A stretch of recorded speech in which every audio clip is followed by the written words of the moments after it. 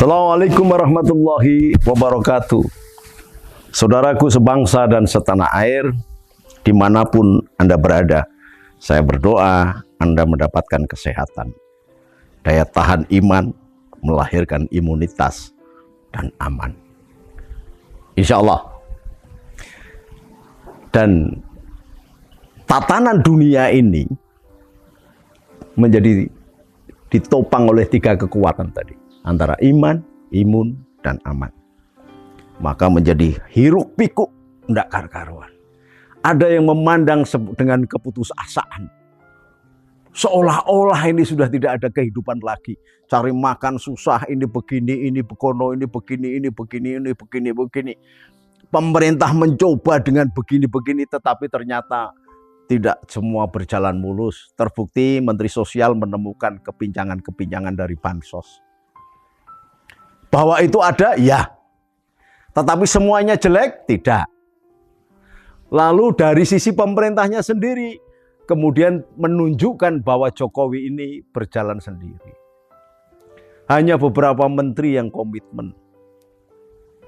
Dan ini nampak sekali, semuanya diem, duduk manis, dan seolah-olah menyerahkan semuanya kepada Mas Jokowi, kepada Erick Thohir yang penjual, dan Menteri BUMN yang penjual vaksin, dan Luhut Binsar Panjaitan. Dan bahkan ada yang melontarkan bahwa sungguhnya Jokowi hanya sebagai penonton saja. Aktor, the real president man in Indonesia adalah Jenderal Luhut Binsar Panjaitan. Maka COVID ini menjadi pintu masuk dari berbagai hal yang sangat memprihatinkan. Dan ini kalau Indonesia tidak mendapatkan restu dan pengamanan dari Allah sendiri, maka Indonesia bisa jadi hancur karena kohesivitasnya semakin lemah. Nah, kita nanti akan berbincang soal kondisi yang semakin terpuruk ini, yang oleh analisis dunia internasional menganggap bahwa Indonesia ini negara ajaib. Nah, Beb, silakan Beb. Wah, ini ada sahabat kita ini, Habib Zain Asgab. Beb, ini kita alhamdulillah ini yang terakhir kali banyak lawan-lawan Jokowi yang tidak sabar kemudian mencoba dengan move yang pertama kemarin antum sudah bahas itu, katanya mau ada penurunan N-King-nya, kemudian ada begini, ada begono, menurunkan massa dan sebagainya, dan terakhir kemudian pernyataan SBY yang tiba-tiba mencutat begitu, membuat orang bertanya-tanya, sesungguhnya ada apa sih Indonesia ini? Kenapa di dalam keadaan kapal bocor, hampir karam, kita justru berantem sendiri? Kapal bocor, hampir karam, kita rapat aja tenggelam, apalagi ada kapal sedang bocor, kita bukannya saling mendukung untuk menambal bocornya dulu, menentukan skala prioritas adalah keamanan bangsa dan negara dan seluruh lapisan rakyat Indonesia, tapi malah memunculkan kalimat-kalimat, kata-kata yang memanas-manaskan kuping, diantaranya Pak SBY. Lah menurut antum gimana, Habib? Gimana sih sebenarnya? Ini kan sahabat antum ini SBY ini, Pak SBY ini ya? Ya, semua sahabat. Oh. silakan gimana, Habib? Gimana, Habib? Waalaikumsalam, salam sejahtera. Okay. Emang saya lihat Demokrat nih yang dikomandin oleh SBY. Nang ngambilin kopinya, Beb Jen. Monggo silakan, Beb. Sudah terlalu banyak bicara hal-hal yang tidak penting. Kalau saya lihat Demokrat ini itu partai keluarga. Dia ingin mengambil manfaat dari apapun gerakannya untuk kepentingan keluarganya. Apa? Kekuasaan. Masa partai isinya keluarga SBY? Kok saya juga bingung nih. Orang-orang yang ikut jadi anggota di Demokrat, apa nggak malu? Ada yang punya gelar doktor semua, kok jadi genduk kalau orang Jawa sama anak-anaknya. Belum lagi terakhir mantunya perempuan Mbok sadar diri, dulu juga bapaknya koruptor kok. Kok pakai bawa Loh enggak, Beb, ini sampai ada hubungan apa dengan keluarga SBY? Kayaknya kok benci banget gitu loh. Tidak ada hubungan apa-apa. Dulu saya pertama menyoblos SBY. Saya mendukung SBY. Tapi sah-sah saja kan, manusia itu punya menilai. Setelah saya melihat sepak terjang Jokowi memimpin negeri ini, boleh dong saya menilai. Jadi, apa sih dulu sampai yang saya bilang dikejar oleh Demokrat ini? Kok terus merasa keluar-keluar SBY ini jadi terpa banyak, apa Jokowi jadi terpa banyak demo akbar.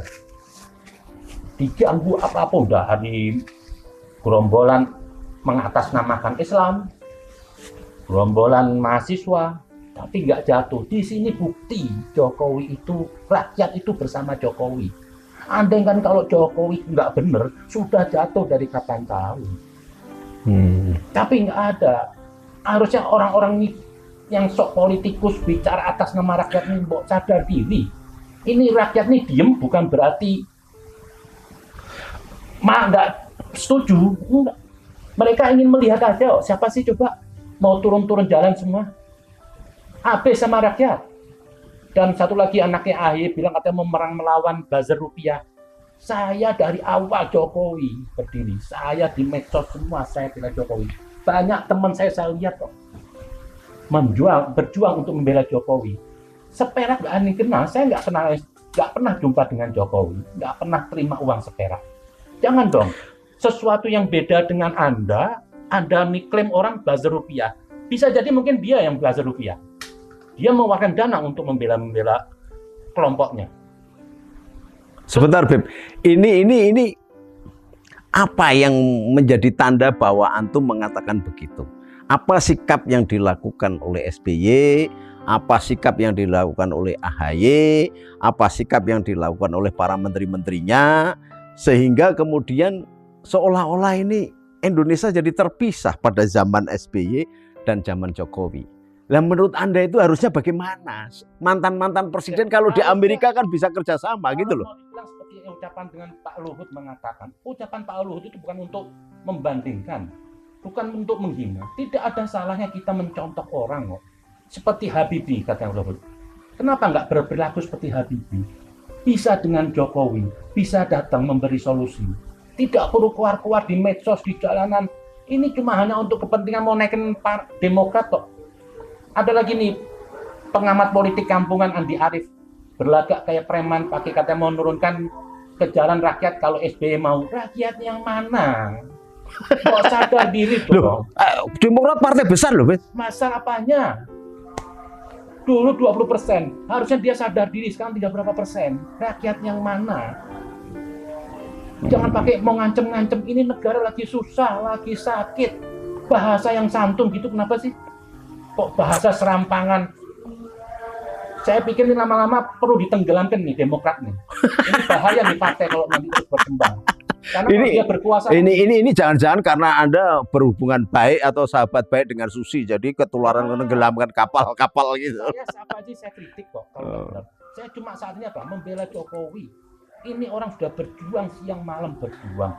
Ini kok pengamat satu SBY. SBY kan mantan presiden yang santun lah, pakai mau keluar-keluar, terus anaknya pakai buzzer rupiah. Saya tersinggung loh sebagai rakyat. Kalau terus bilang buzzer rupiah, jangan-jangan Anda yang buzzer rupiah. Andi Arief bilang kata mau turun rakyat kalau SBY mau, rakyat bayaran. Hah? Rakyat yang mana? Buktikan coba. Jadi janganlah sudahlah. Lalu hubungan Anda dengan Jokowi itu apa? Saya sebagai rakyat. Kenapa kok belanya kayak basar betul gitu loh, Beb? Saya membela Jokowi itu kewajiban bagi saya. Ini orang sudah baik kok. Oh, gitu. Ini kan bapaknya rakyat Indonesia, Jokowi ini. Iya. Coba kalau itu bapak saya juga akan bela bener. Ini bapaknya orang se-Indonesia. 270 juta orang diurus. Masa saya diem rakyat? Ya biadab kan saya nggak bela Jokowi. Beb. Jadi perjalanan politik ini memang setelah Jokowi menjalankan sekian tahun, banyak orang sudah tidak sabar dan kepengin menggulingkan. Lah kenapa? Apakah ini ada pengaruhnya karena sejarahan? Apa memang rekrutmen pemimpin-pemimpin ini tidak benar, atau sistem partainya yang terlalu banyak, atau karena sekarang ini partai menjadi kapital sehingga orang yang punya duit lah yang bisa memimpin, atau disebabkan karena apa sehingga kok tidak kayak di Amerika itu mantan presiden ini bisa kerjasama, mantan presiden ini bisa kerjasama, bahkan Barack Obama yang musuhan bisa bekerja sama. Di Indonesia kok tidak ada ya begitu ya? Di mana-mana itu. Enggak, ini salahnya di mana, Beb? Tidak ada salah. Ini kondisi masyarakat kita. Kita ini sudah lama dalam hal kebobrokan berbangsa, bernegara. Datanglah seorang baik Jokowi memimpin negeri ini. Diserang sana kemari. Berarti apa? Ada kelompok-kelompok yang dulu mendapat kenikmatan di sebelumnya. Seperti koruptor kelas kakap yang dapat obyekan. Di era Jokowi nggak dapat. Mereka gerah. Mereka mendanai. Ini mereka-mereka yang jadi turun di jalan dibiayain. Hanya Pak ingin menjatuh Jokowi. Loh apa sih salah Jokowi? Korupsi enggak. Kalau mau dibilang onar, lah para rasul itu buat onar. Terjadi banyak peperangan. Kenapa diperangin? Karena para rasul membawa ajaran yang benar. Nah, orang-orang yang nggak benar marah, membuat pemberontakan, membiayain demo-demo ini semua. Loh, apa sih salah Jokowi? Lah, kenapa kok demokrasi nafsu ingin jatuh Jokowi? Kenapa? Sejarah akan mencatat. Ini saya pamornya SBY ini bobrok. 5 tahun Jokowi itu bisa melebihi presiden sebelumnya. Kemana 10 tahun SBY? Hutang segitu. Kalau mungkin dikumpulin dari awal sampai akhir, hutangnya itu berapa yang sudah dibayar? Hasilnya apa buat negeri ini? Udahlah, Anda nggak berasa hina. Akuinlah ini Jokowi demi rakyat Indonesia. Jangan diopok-opok lah. Saya pernah ngobrol, Beb. Saya potong sedikit. Saya pernah suatu saat naik taksi di Anta sampai mulai Cengkareng sampai ke Rawamangun ini, dan kemudian saya tanya jawab. Iseng-iseng saya tanya. Zaman Gus Dur bagaimana? Wah, TNI, pegawai negeri, jaksa semuanya dinaikkan gajinya 300%. Zaman Megawati bagaimana? Masih tetap baik. Kemudian sampai satu pertanyaan, zaman SBY bagaimana? Malingnya juga makmur, polisinya, jaksanya, penegak hukumnya juga makmur. Nah zaman Jokowi ini malingnya nggak bisa makan, penegak hukumnya juga nggak bisa makan. Banyak keluh kesah ditambah COVID.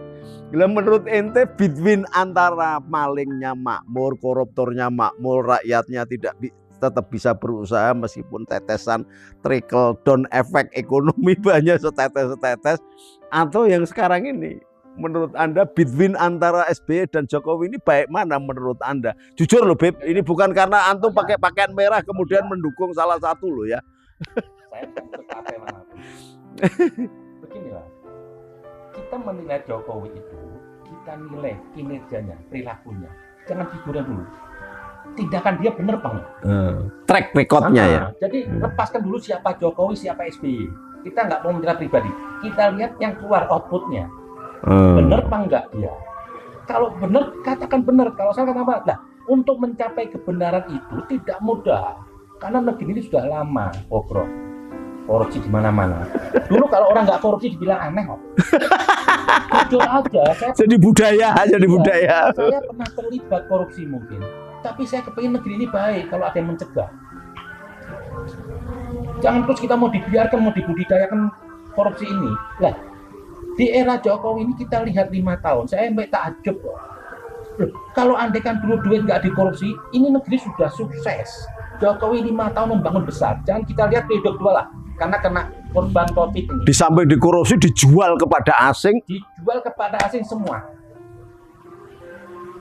Pemerintah, presiden yang berani menjaga NKRI itu Jokowi. Berani menghapus gerakan sempalan HTI dan FPI. Berani mengambil tuh Freeport. Head to head dengan Amerika, kekuatan superpower. Dia bukan militer. Harusnya SBY yang militer bersikap gini. Tapi SBY 10 tahun apa? Membiarkan tuh gerakan HTI, FPI, Freeport semua diambil. Mana katanya? Bahkan dijual dengan puluhan. Semuanya apa? Jokowi ini pahit. Tapi nanti apa? Presiden setelahnya akan menikmati kerja Jokowi. Dia membangun negara, membina atau semakin susah Beb, karena track recordnya bagus sehingga untuk ngikutin Jokowi lemah, tambah susah. Di mana tempat yang namanya pemimpin menegakkan kebenaran awalnya susah. Kenapa? Dia harus melawan togut-togut ini. Dia harus membangun. Nanti setelahnya baru itu merasakan kenikmatan. Nah, ini orang lagi bekerja. Kalau Jokowi itu pernah korupsi, ayo kita tuntut. Kalau Jokowi nggak merusak negara, nggak membangun, kita tuntut. Ini orang bener. Ini Demokrat ribut-ribut dikit mau turunkan rakyat yang mana? Jangan usik nih orang-orang yang enggak, barangkali untuk track record karena memang dia engineering ya. Jokowi berhasil membangun, kalau Belanda 350 tahun sepanjang jalan antara Anyer sama Panarukan. Jokowi pada tahun pertama aja, 3 tahun pertama aja sudah membangun 3000 km, 2 kali 300 kalau dibandingkan between 350 tahun. Tetapi persoalannya, Beb, sebenarnya ini di bidang itu orang mengakui, tapi barangkali keadilan dan hukum. Ternyata seorang presiden loh, SBY itu presiden loh, sampai mengatakan bahwa di Indonesia ada terjadi kepincangan, netralan dari TNI Polri. Ini tuduhan serius loh. Nah, itu kan ungkapan-ungkapan orang sudah nggak menjabat. Waktu dia menjabat kemana? Janganlah kita nih setelah nggak menjabat berasa seperti makhluk suci, seperti juru selamat, kita kritik. Ini korban di Jokowi ini agak kekurangan semua itu korban presiden sebelumnya, bisa jadi. Jadi Jokowi ini lagi membenahi rumah tangga Indonesia, dibenahin semuanya. Saya sampai bingung, setiap hari ada yang diresmikan. Sampai NTT yang tadi orang nggak pernah lihat, di timur ke Papua, semua diinjek. Tiap bulan pasti ada sesuatu yang baru diresmikan Jokowi. Nah ini dulu kemana nih presiden? Yang utangnya juga miliaran dolar, itu duit kemana?